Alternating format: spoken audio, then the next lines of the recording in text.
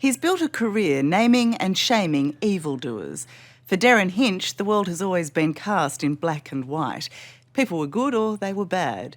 Then last July, he received a liver transplant, a life-saving operation that we were privileged enough to film.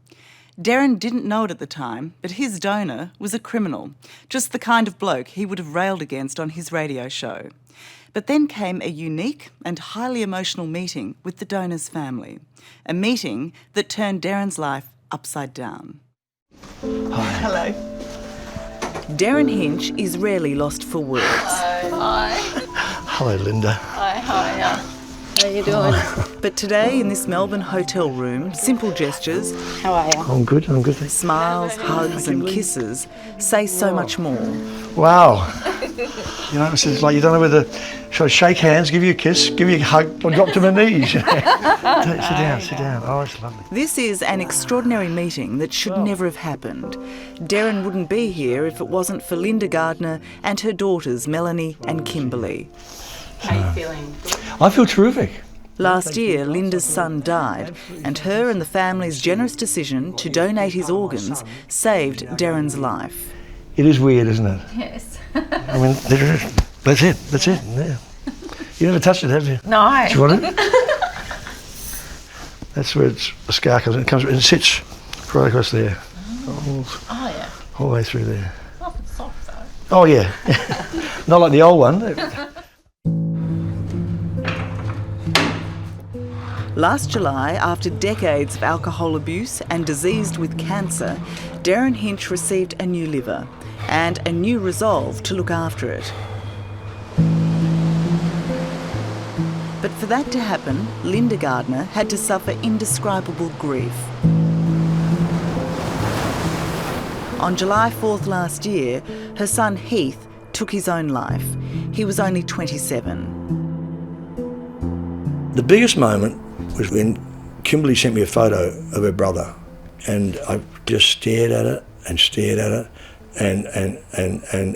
got tears in my eyes. And to be honest, I looked at it and I thought, my God, I've got the liver of Benji Veneman from Underbelly, Carl Williams murdering Offsider. I mean, here's a guy with almost a skinhead, covered in tats, with his girlfriend half naked, standing, you know, like a shot out of Animal Kingdom. And the truth is, Heath was a troubled man who got into trouble with the law, violence and drugs. Don't bust your fufu valve, you don't even know my old man. Leanne, good afternoon. The irony is not lost on Hinch. He's been a lifetime crusader against crooks. Now he's alive thanks to a common criminal. Is that right? Someone he'd have most likely carved up on his radio show. Goodbye, you don't deserve to have a comment. I probably would have, yeah. I said, listen, you layabout, useless drug addict, you know, tattooed bozo, you know, never had a job in your life, you know. So, I mean, the local coppers knew him. He'd been in jail for assault. He's big, solid, obviously a good fighter, which is totally opposed, different to me. You know. But I mean, that sort of thing didn't stick with me for long. I mean, I was just thinking, just thank you. I don't care what you've done or who you are. So you've just sorted through the photos recently. Yes, I went through all of them. It was hard, but I'm glad I did it. Yes, it's teething there. No matter who he was, Heath had a mother who loved him. But Linda's not interested in painting a pretty picture of her son, just an honest one. He was an angelic, happy boy who grew into a disturbed man. Yeah, they grew up too quickly. Things change. But just why Heath suicided, no one knows.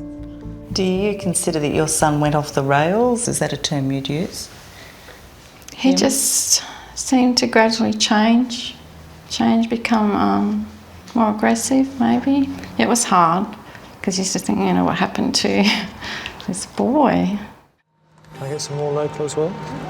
This unlikely collision of lives happened last year. You're doing really well. Yeah, I'm fine. When Derryn very nearly lost his 5-year battle with cancer and cirrhosis of the liver. This is a bad cancer, it's a bad disease. It's not going to just sit there dormant for a long time. With just weeks to live, his time was running out. Okay. The first patient we're presenting this afternoon is Derryn Hinch. Then in early July, he got the late night call. A donor liver might be available. If they were going to pull the pin, they would have pulled it by now. Across town at the Royal Melbourne Hospital, Heath Gardner was on life support, sadly with no hope of recovery. His family had a very painful decision to make. His father said that we've been asked to donate his organs, are you okay with that? And I said, yeah, of course. I just didn't think twice about it.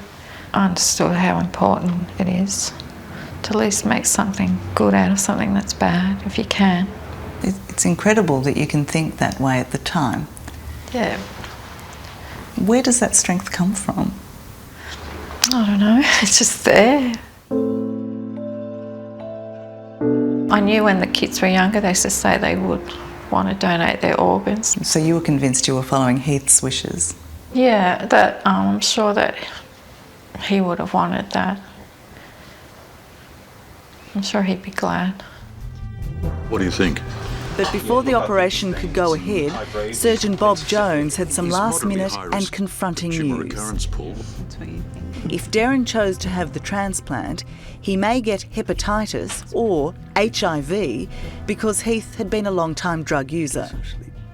I didn't know it at the time, but that night, behind the scenes, there are all these top-level meetings going on with Bob Jones. I mean, I guess he was thinking to himself, well, I don't want to be the guy that gives Hinch AIDS. In fact, we told him just very straight, we said we have a young donor who is otherwise a perfect donor, but the trade-off is there's going to be an unknown risk of infection, and we're not going to know about that risk of infection to you for at least 3 months after the transplant.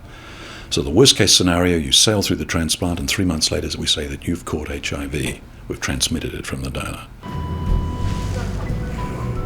Derryn and wife Chanel had only minutes to make the toughest call of their lives. Chanel said, so what do you think? What are you going to do? And we talked about it, and I said, darling, I said, I've been a gambler all my life. Let's do it. All right, guys. While Derryn was being prepared for surgery at Melbourne's Austin Hospital, okay, you're going to wake up with a new liver, Derryn, okay? Heath's family said their final goodbyes. We were there until about 2:30 in the morning, and we went and sat with him for a while. That was hard, but at least we saw that he was, at peace.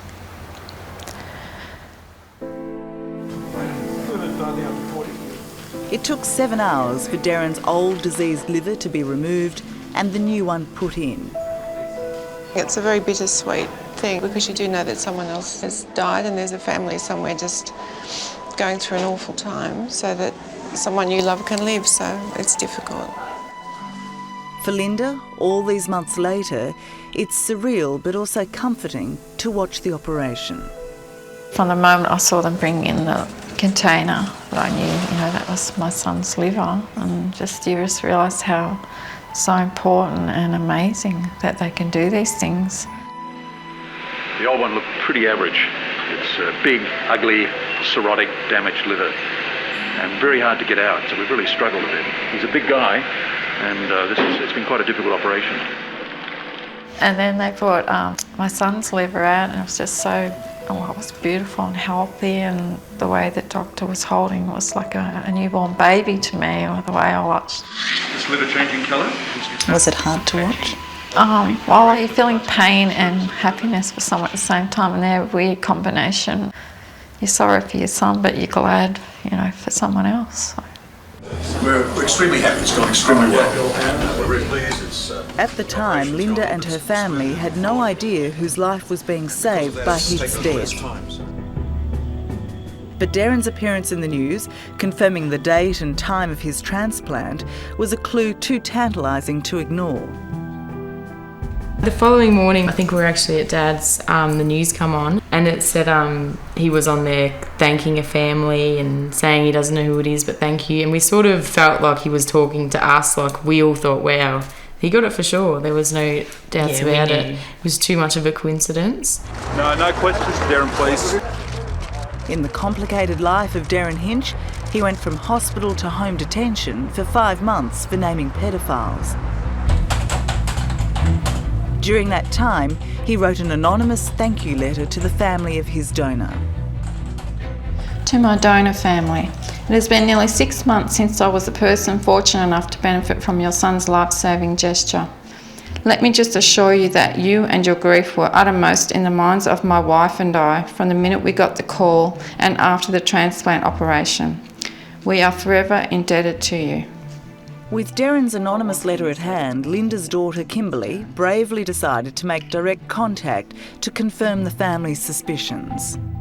That moment, it hit me so hard that these people are real. They've made a decision in grief, and now they're even prepared to share, some fairly grubby details of a loved one's life. And I'm so proud of them. I really am. At any point did you go, I wish I didn't know? I wish I didn't know any of this? Didn't cross my mind. No, I wanted to know. Whatever. I mean, I'm quite practical about it. So I say I wanted to know, and I want to know more. Did you at any stage go, oh no? Not at all. Not Derryn Hinch. No, not at all. We knew about what he's done for people, and he's got great morals and a respectable man, so we were wrapped. Yeah, we were really happy. Yeah. Thanks to you, Kimberly, for having the guts to start it all. Contacting Derryn took some spunk on Kimberly's part because no one even knew if it was legal for them to get in touch. To break the anonymity of organ donation. What has brought you guys together is this great motivation to meet one another. Why did you want to meet? I have part of this family inside me and will be there until I die. I mean, I am now physically connected to this family, and so you want to know. Yeah. Do you frown upon this meeting between the donor family and Derryn? It's certainly not something that we would help because legally we're not able to do that. I guess in other patients it may not end up so happily, but in this particular circumstance it's a wonderful story, and I think we're all relieved that it has worked out. In death, Heath saved the lives of 3 people. And for his mum, in some way, that keeps him alive. How proud are you of what he's done? I just hope he knows somewhere that he's done that, and I think he would be proud. It would give him peace too. I think it retrieves something from a lost life. I mean, he was going to hell in a handbasket, and his life was going to end tragically in some manner or form. But out of this, the fact that he lived has made 3 other people get a second life. Because most people who are not signed up as donors is through ignorance, or they don't quite understand it, they're scared, they think, what if I'm not really dead? The good news, after months of rigorous testing, is Derryn is in the clear. No hepatitis and no HIV. Whip your heart out and your liver, and Hinch has got it before you're even dead. Now he's repaying his enormous debt by being loud and proud about the need for organ donation. Thank you. With the gift of a new life, Derryn plans on being around, spreading the message for a long time yet. Just to say thank you, it sounds so empty and so not good enough, but I tell you, I know. My dear old grandma used to say, they done him proud, and I said, I'll do him proud, I promise you. Thank you, it means a lot. I promise you. Thank you. Hello, I'm Adam Hegarty. Thanks for watching 60 Minutes Australia. Subscribe to our channel now for brand new stories and exclusive clips every week. And don't miss out on our extra minute segments and full episodes of 60 Minutes on 9now.com.au and the 9Now app.